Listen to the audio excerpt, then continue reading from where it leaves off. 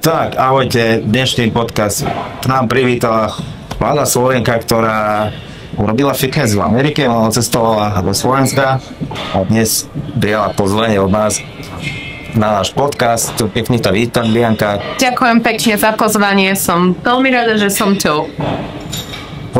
Na začiatku by som si ťa opýtal, ako si dostala k tomu fitness svetu? Začínalo to na Slovensku už či iba? Na Slovensku začala tá vášeň, vždy som obdivovala bikini fitness, ktoré tu súťažili, avšak ako mladšia som veľmi rada jedla, takže nikdy mi to neprišlo ako niečo, čo by som mohla spraviť. A naozaj som s tým začala už, keď som sa odsťahovala do Ameriky, keď som mala 18 rokov.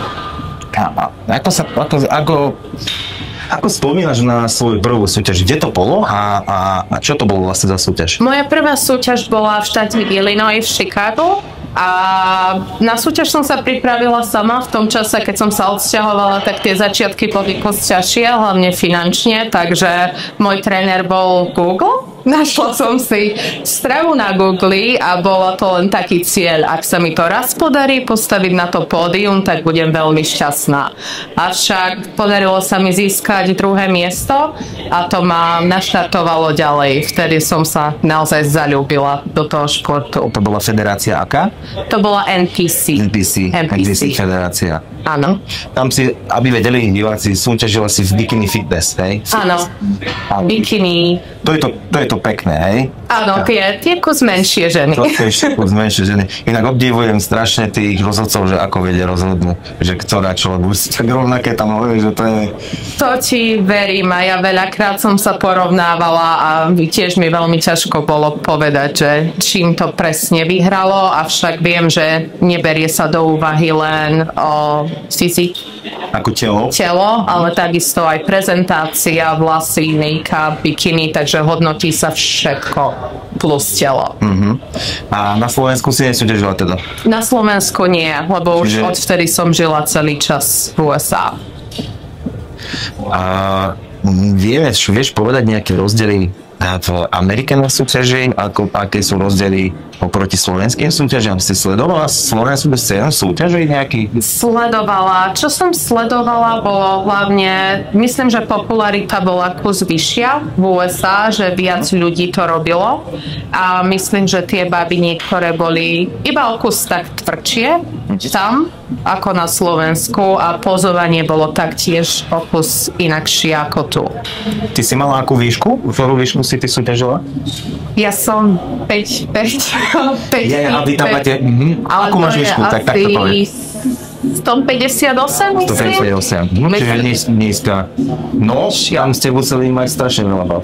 Áno, my sme mali veľa výškových kategórií a taktiež potom, ak si vyhral svoju výškovú, tak si išiel na celkovú výhru. Koľko si asi tak vážila na súťaži? To tiež viem, z bounce väčšinou som mala 128 libier. To je 50 niečo kilo, hej? 50, tak bližšie k tým nižším 50. Vidí?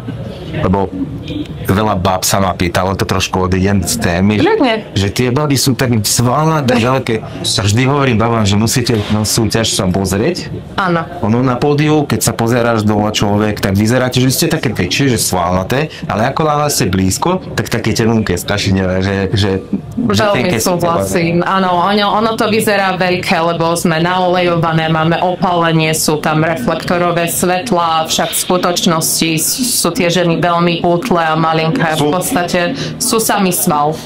Áno, sami sval a tenunky malinké, také zlaté. Dobre, vráťme sa k tomu Amerika. Florida. Áno. Sa vycestovala si do Floridy? Neskôr do Chicaga. To som nevedel. Áno, neskôr som žila, 4 roky som žila v Chicagu. Tam som súťažila myslím, že od 2015 do 2019. Potom som sa odsťahovala do Severnej Karolíny. Tam si súťažila? Aj tam som súťažila 2 roky, ale ja som aj lietala po Amerike na súťaže. A po 2 rokoch stade som sa odsťahovala na Floridu a tam žijem už asi 5. rok teraz a už neodchádzam. Prečo práve tá Florida? Prečo? Čo ťa tam našlo? Alebo Prečo? Páči sa ti tam tá Florida? Ja neviem, nebol som ešte tam nikdy. Keď súťažíme, tak vieme, že ten tuk v tele je veľmi malý a v čase zimy alebo jesene môže byť obrovská zima. To telo sa nevie zahriať. A Florida je štát, kde je celý rok teplo. Horúco. Nám nesneží, nám nemrzne, my máme 20 stupňov v decembri, takže klimatické podnebie mi veľmi vyhovovalo a takisto je to slnečný štát.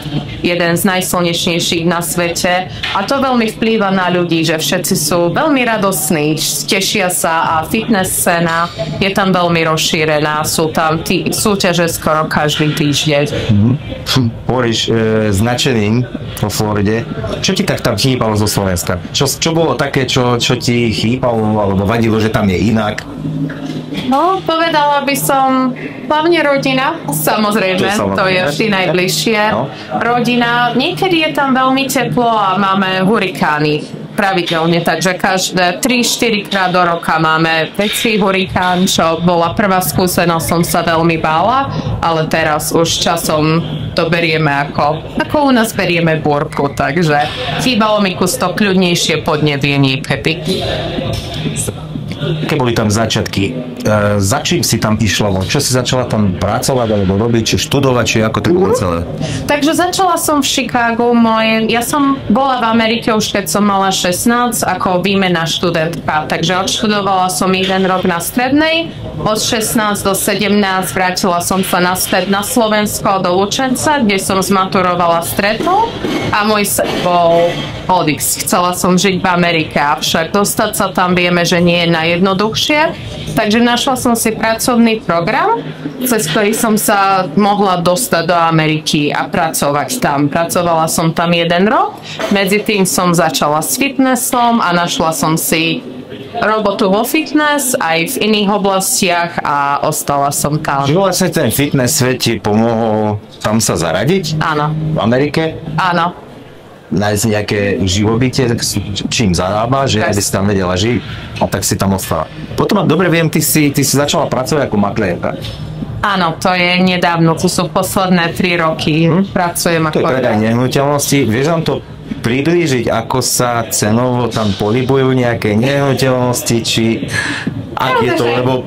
Môžem, takže záleží to veľmi od mesta a od metropoly, pri ktorej sme. Myslím, že je to takisto na Slovensku. V čím rušnom a rozvojovejúcom meste sme, týmto ide cenovo vyššie. Rodinné domy by som povedala také novšie od roku 2020, v lepšej štvrti môžu byť okolo 600 000, také trojizbové domy. A väčšinou robím s komerčnými podnikmi, takže ja predávam pre biznisy, pre firmy. A dostala som sa aj k výstavbe, takže nájdem si klienta, ktorý chce priestor a ja mu ho celý vystavam pod mojim vedením. Máš nejaké vtipné príhody z predaje, alebo nejaké príhody, nejaké nezvyčajné veci, čo sa ti tam stalo napríklad, neviem. Nazvala by som to skôr nezvyčajnou vecou, stalo sa to tento rok. Môj klient chcel kúpiť dom a väčšinou teraz už nechodíme v autách spolu kvôli zodpovednosti, chodíme osobitne. Išli sme pozrieť prvý dom, mali sme 8 domov pozrieť. A po prvom dome sa klient predo mnou dostal do autonehody. Veľmi zlej. Bola to totálka pre obidve autá. Ja som ostala na mieste, prišla polícia, záchranky. Klientov otec povedal, že neideme ďalej, čo bolo jasné, pretože neideme, a keď som odchádzala z miesta, tak môj klient za mnou bežal, že sa rozhodol, že ideme ďalej. Pokračujeme a ideme hľadať dom. Rovno po nehode a ich zoberiem v mojom aute. Tak sme išli so mnou v aute, našli sme dom a o 2 dní sme ho kúpili. Naozaj? Mohla si ešte vybaviť k tomu ešte aj auto nejaké? To si vybavil. Tak do 30 dní mal nové auto, nový dom. Takže super. To bolo. Stále sa venuješ tomu fitness svetu, áno. Ale už nie si aktívna súťažiaca, ak dobre vie. Áno, je to tak. Súťažila som 6-7 rokov, mám za sebou okolo 18 súťaží a bolo to nádherná skúsenosť a myslím, že vo fitnesse budem žiť celý život, pretože je to moja vášeň, je to niečo, čo ma veľmi naplňa a momentálne hlavne trénujem online. Takže trénujem baby v podstate z celého sveta môžeme povedať, vypracujeme jedálniček, tréningový plán a potom spolu navigujeme buď súťaženie alebo životný štýl, premenu života. Životné štýl, čiže tam už ideme do toho zdravotného životného štýlu, nie je iba fitness ako taký, Áno. ale snaží sa koučovať tých ľudí na ten zdravý životný štýl. Áno. Spolu s cvičením a fitness trošičku premena. Aha, rozumiem. Alebo mamičky, takže po tehotenstve, keď sa chcú dostať naspäť do formy, v ktorej boli, chcú sa opäť znovu cítiť, tak ich pomáhame. Je to veľmi naplňujúce, lebo tí ľudia sa cítia šťastní. V podstate niekomu zvýšiš sebavedomie a znovu sa rád pozerá do zrkadla a to ma veľmi naplňa taktiež. Aj fyzicky si vo fitku aj trénuješ tie baby? Niektoré? Áno, ale veľmi limitovane kvôli mojim 2 kariéram, takže stále mám obidve kariéry, ale menej už beriem osobne. Väčšina môjho fitness coachingu sa deje online. Všetko online. Áno. Takže diváčky ťa nájdú aj zo Slovenska, keby veľmi chceli, že potrebujú si rady nejaké vypýtať, tak môžu ťa vyhľadať a vieš im poradiť. Ľudne nech mi napíšu, veľmi rada pomôžem, zodpoviem hociaké otázky, aké majú. Ako to všetko stíhaš pobliedávať tak? To je dobrá otázka. Veľakrát sú to týždne, kedy sa robí 7 dní v týždni, robí sa 10-12 hodín denne. Sú také dni, ale potom prídu aj dni, kedy je to kus pomalšie. Takže v mojich realitách to záleží od toho, koľko mám aktívnych vecí, ale vždy si to viem zahrnúť dokopy. Takže to som takto roky fungovala, že ten osobný život vždy šiel kus bokom a pracovala som na vystavaní si v podstate kariéry a všetkého. Vráťme sa trošku naspäť k tým súťažom, lebo to ma zaujíma, to trošku môžeme rozobrať tú tému. Koľko ti trvala príprava na súťaž? Na prvú súťaž som sa pripravovala pol roka, keďže ten svalový základ tam ešte nebola. Mala som viac tuku, s ktorým by som rada viac tuku, ako som chcela mať. Rozumiem. Čiže musela si to dať dole, pomaličku naberať nejakú svalovú hmotu. A všetky ostatné mi trvali okolo 3 až 4 mesiacov. A to záležalo, ja som väčšinou súťažila 3-krát do roka. A záležalo, či to bola súťaž jedna po druhej, alebo väčšinou som išla súťažiť, dostala som feedback, čo bolo, čo mám vystavať, zobrala som si pol roka až 9 mesiacov voľna, pribrala, vystavala svalstvo a vtedy tá príprava trvala kus dlhšie, pretože ako vieme z výstavbu svalstva príde aj tuk. Áno. A to trvá kus dlhšie odbúrať a čím dlhšie, tým menej škodlivejšie by som povedala, že je to pre telo. To si veľmi pekne povedala, lebo to veľa ľudí nevie, čo si povedala teda, že čím dlhšie ťaháš tú prípravu na súťaž, tým menší šok dostane to telo. Alebo menej drastickejšie sa to robí. Dieta a tú premenu pomaličky si zvykne a púšťa tie tuky Presne, áno. Ja som inak, keď som sa pripravoval na súťaž, len tak poviem, tak ja som po súťaži mal arytmie. A srdce? No, lebo tak som pribral predtým, že proste musel som dať dole a také kardia a tak som že proste. A deje sa to. Treba hlavne, ak niekto súťaží, chcem iba to povedať, nech si dávajú veľký pozor po súťaži, lebo veľa ľudí to podcení a začnú jesť a to telo je ako špolnia. To berie všetko a zdraviu je to veľmi škodlivé tak naraz to robiť. A hovorím za skúsenosti, lebo urobila som to aj ja tie prvé roky, ale čím viac som mala tých súťaží za tým viac som si vážila to zdravie a ten zdravší approach, prístup aj po súťažovému obdobiu. Mala si trénera, keď si sa pripravovala na súťaže? Áno. Prvú súťaž, ako som spomenula, som to urobila sama. Ďalšie 2 som urobila sama a potom som mala to šťastie, že som stretla jedného veľmi dobrého trénera v Chicagu a zhodou náhod bol zo Srbska. Takže bol to rodený Srb, ktorý súťažil, pomáhal ľuďom, ale ešte ani v tom čase som nemala peniaze na trénera, ale bol tak milý, že sa rozhodol, že ma bude trénovať zadarmo, aby som urobila reklamu a nosila ľudí. A s ním som v podstate dokončila zvyšok mojich súťažných rokov až na poslednú súťaž, čo bola Olympia amatér. Tam si zmenila trénera? Tam som sa dotrénovala sama. Naozaj? No. Nabrala si toľko skúseností asi za tie roky, že už si poznala vlastné telo a vedela si, že... A my sme sa v podstate už ten posledný rok radili. On mi povedal, že čo si on myslí, že by sme mali spraviť. Ja som mu do toho povedala, že nemyslím si, že povedzme toľko gramov sacharidov moje telo teraz potrebuje.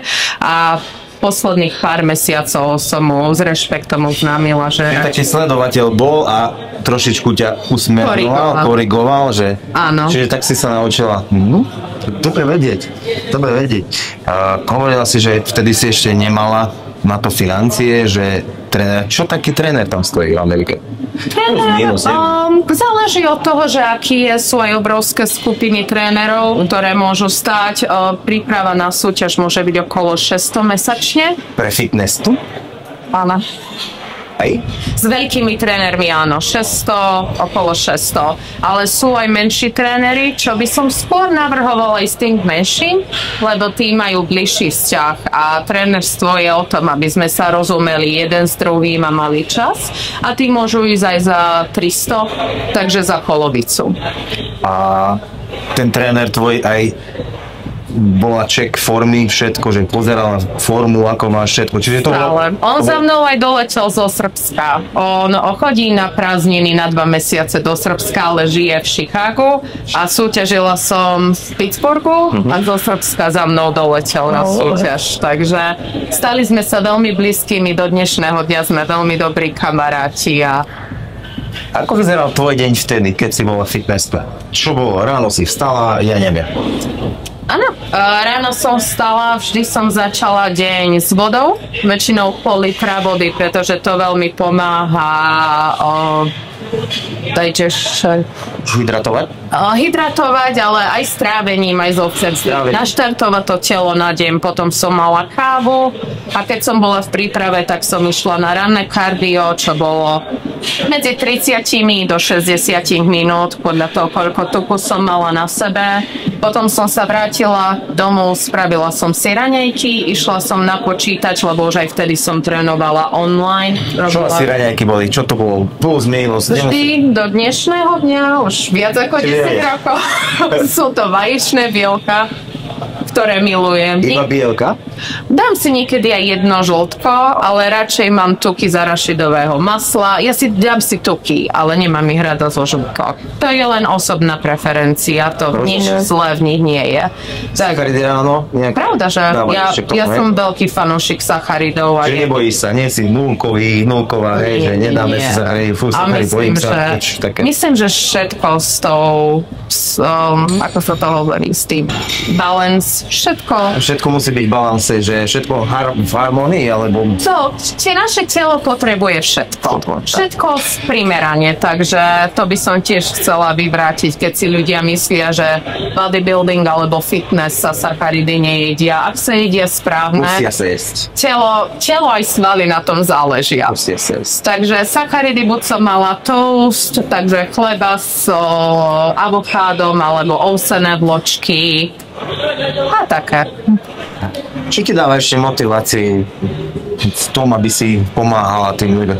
Čo je také, čo chceš ešte pomáhať, alebo ostala si v tom fitnesse po tom všetkom?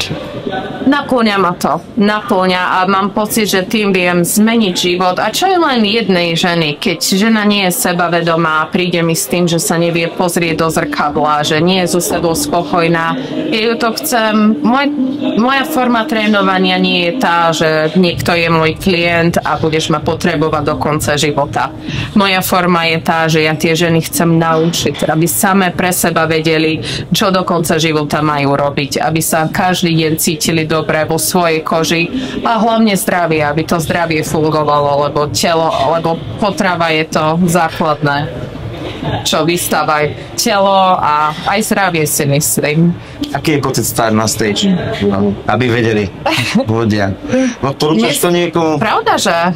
Je to výzva, je to strašidelné, všetko je strašidelné prvýkrát a ani nie prvýkrát, každú súťaž som mala obrovskú trému, avšak treba si nájsť ten bod, kde si šťastný, kde si vieš urobiť tú tunnel vision a vidieť len. Na toto som pracovala. takto aj roky a na toto som tu. Čiže nemala si už potom trému na súd, či mala si ešte stále? Myslím, že čím ďalej som išla, tým na väčšie pódia som išla. Takže ja som urobila aj Arnolda Mačku. K tomu ešte pár slov, povedzme, že kde si všade bola na súťaži, ako si sa umiestnila, lebo to sme si nespomenuli. Áno, takže ja som robila začala som regionálnymi, kde som sa dostala na štátne súťaže a potom federálne súťaže, takže celej Ameriky. A na tie, aby ste sa dostali, si potreboval vyhrať prvé miesto na národnej. Aha, čiže to bola ako licencia, že proste si dostala licenciu, že môžeš sa tam... A to bolo veľmi stresujúce, ale medzinárodné súťaže, ako je Olympia alebo Arnold, tie boli vždy najobľúbenejšie. Pretože som súťažila so ženami z rôznych krajín, z rôznych svetov a tá atmosféra... A tá atmosféra bola taká priateľská, že do dnešného dňa sme kamarátky. Navštevujeme sa, takže... Ako si skončila na Arnolde? Na Arnolde som sa umiestnila 4. Super. Tá baba, čo vyhrala prvé miesto, ku mne chodí každý rok. Ona žije v LA, ja žijem na Floride, sme si veľmi blízke, sme si ako rodina. Super. A na stage už pre ocenenia sme išli, takže sme sa držali za ruku. Takže tie priateľstvá sú naozaj nádherné. A na Olympii som sa umiestnila 1. vo svojej kategórii a potom, keď sme išli na to overall, teda všetci zo všetkých, tak tam som sa umiestnila. Áno, tam som bola 3. Akože to je pekné výsledky aj na sebou. Ďakujem. Až som nedospal svoju chvíľu. Ďakujem, bolo to nádherné. Veľmi si vážim tie momenty a stále budú tak živé v pamäti. Akú radu by si dala tým dievčatám, ktorí možno rozmýšľajú teraz nad tým, že chcela by som byť aj ja na pódiu, chcela by som súťažiť, či idem, či nie. Lebo viem, že tie baby sa strašne boja tých vecí. A hlavne baby majú také, že ja nebudem drepovať, lebo nechcem mať veľké stie. Aha. Existuje, že hneď máš obrovské stehná? Neexistuje, avšak poviem hneď za tú radu, ale toto je niečo, čo som o sebe nepovedala. Ja som mala vždy obrovské stehná, quadriceps. Až také veľké, že to bol môj feedback z Arnolda, že musím stratiť svaly na predných stehenných Ako si bola v bikini, hej? Áno, a vieme, všetci máme genetiku, mne prirodzene vždy tieto quadriceps rástli samé. Máš dlhý úpon, čiže od spodu máš hrubšie. Áno. Takže samozrejme ten prístup k cvikom je taký podľa toho, v čom je žena dominantná, čo jej treba. Avšak baby nenarastú z pár ťažkých váh. Na to, aby ženy narastli, potrebujú jesť. A nemyslím si, že všetci rozumejú, koľko potrebujú jesť na to, aby Môžeme to priblížiť, že čo to je vlastne, koľko je to, čo si ty jedla napríklad, ako si súťažila, ako fitness. Plus minus koľko sacharidov deň? Záležalo to od prípravy, ako mi reagovalo telo. Veľakrát som robila aj carb cycling, takže cyklusy sacharidové. Každý deň podľa tréningu bol iný. Najmenej, čo som kedy mala, bolo 40 gramov, čo je veľmi málo. A najviac bolo 300 gramov denne. 300 gramov. Takže to bolo v príprave, hej? Áno, to telo sa vždy mení. Keď som veľmi schudla a telo mi začalo páliť, tak sme nestíhali pridávať. Ja som zjedla kilo uvarenej ryže pred súťažou a mne telo stále zhadzovalo váhu. Keď sa zoberiem, to je 6 gramov na tvoju váhu, vtedy, keď som mal okolo 50 kg a to je... Veľa. A nestala som sa obrovskou a dvíhala som ťažké váhy, takže myslím, že to je kus taký mýtus, ale samozrejme tá potrava musí byť z prvotných surovín a z dobrých surovín. Nemyslím si, že koláče, zákusky a sladké veci by mi dali taký istý výsledok ako tá čistá surovina. Zaujímavé, no tak to, kebyže mám 110 kg, tak by som mal zjesť okolo 650-700 gramov sacharídov, to by som nezjedol. Veľa. To som sa nevedel. Ale boli aj časy a mesiace, kedy mi telo nereagovalo. A vtedy som žila skoro na ničom. Fakt tých 40 gramov denne, 20 gramov tuku, čo je veľmi málo. A to je už tá posledná hranica, kedy tam už sa menej jesť nedá. Takže bolo to veľa rokov a to telo každý rok reaguje inak. Podľa toho, aké sú hormóny, je to veľmi veľa za tým. A chcela som ešte tú radu dať, ak niektoré ženy rozmýšľajú o súťažení, choďte do toho.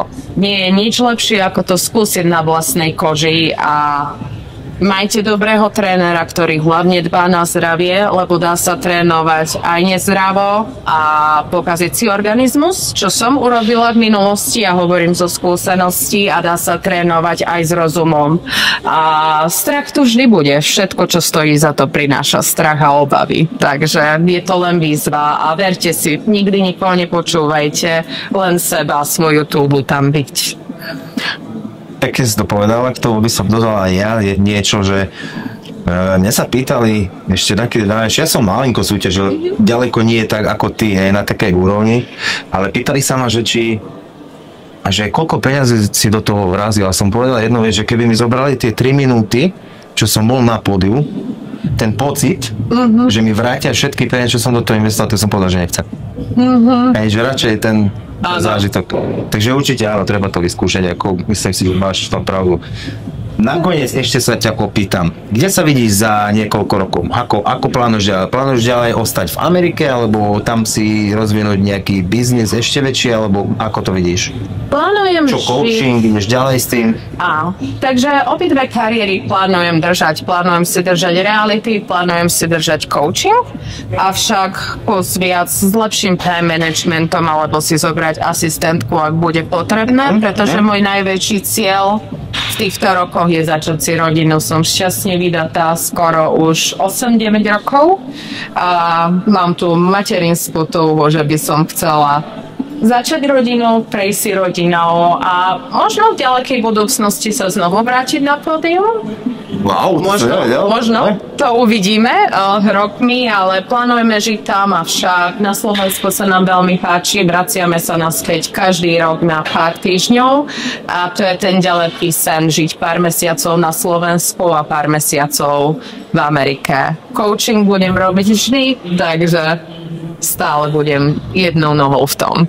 Dobre, Dianka, veľmi pekne ti ďakujem za rozhovor, nejdeme ťa zdržiavať ďalej, som rád, že si prišla, som strašne rád, že ste prišli do nášho fitka aj s manželom cvičiť, mal som tu čest ho spoznať, je super chalán, takže ešte raz veľmi pekne ďakujem. Ďakujem veľmi za pozvanie, vážim si to a túto posilovňu milujeme obidvaja, takže vždy, keď sme tu, nás to nájdeš. Ďakujem. Ďakujeme pekne.